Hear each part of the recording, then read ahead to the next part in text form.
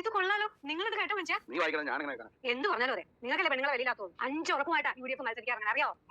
കണ്ടോ, KSRTC ബസ്സിൽ സ്ത്രീകൾക്ക് സൗജന്യ യാത്ര. അതാണ് ഞങ്ങളുടെ നേതാവ്. കല്യാണം കഴിച്ചിട്ടില്ലെങ്കിലേ അങ്ങനത്തെ സ്ത്രീകളുടെ വില എന്താ നല്ല പോലെ അറിയാം.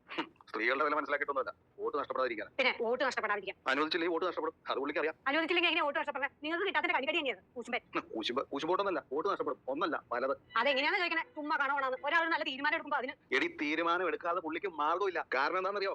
ശരി, പുള്ളി ഇത്തവണ കേരളത്തിൽ വന്നപ്പോൾ പുള്ളിക്ക് ഒരു കാര്യം മനസ്സിലായി. നിങ്ങൾ സ്കൂട്ടി കൊണ്ട് പോകുമ്പോൾ ഇടത്തോട്ട് സിഗ്നൽ ഇട്ടിട്ട് വലത്തോട്ട് പോകും, വലത്തോട്ട് സിഗ്നൽ ഇട്ടിട്ട് നേരെ പോകും. നേരെ പോണ ആൾ പെട്ടെന്ന് ഇൻഡിക്കേറ്റർ ഇടാതെ ഒരു തിരികെ അങ്ങനെ പോയി നിങ്ങളൊന്നില്ല എവിടെയെങ്കിലും ചെന്ന് കയറും, അല്ലെങ്കിൽ ഏതെങ്കിലും അവന്മാരുടെ രംഗത്തേക്ക് ചെന്ന് കയറും. അപ്പൊ എത്ര വോട്ടാ പോണേ?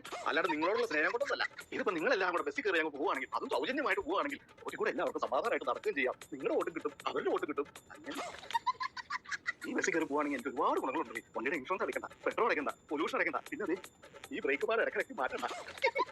അങ്ങനെ നോക്കുമ്പോൾ ഒരു വർഷത്തെ ലാഭം എത്രയോ നീ ഒന്ന് ആലോചിച്ച് പറ്റിയാ. നീ ഒരു കാര്യം ചെയ്യും, ഏതെങ്കിലും കോളേജിൽ പോയി എന്തെങ്കിലും ഒരു മാങ്ങാത്തൊലി കോഴ്സിന് ചേരും. 1000 രൂപ കിട്ടേ. അങ്ങനെ കിട്ടുന്ന 1000 രൂപ ഈ മുതിർന്ന പൗരന് ഒരു മിന്നൽ മാജിക്ക് മേടിച്ചെടുക്കും. അങ്ങനെ എന്റെ ക്ഷേമം എനിക്ക് ഉറപ്പുവരുത്താം.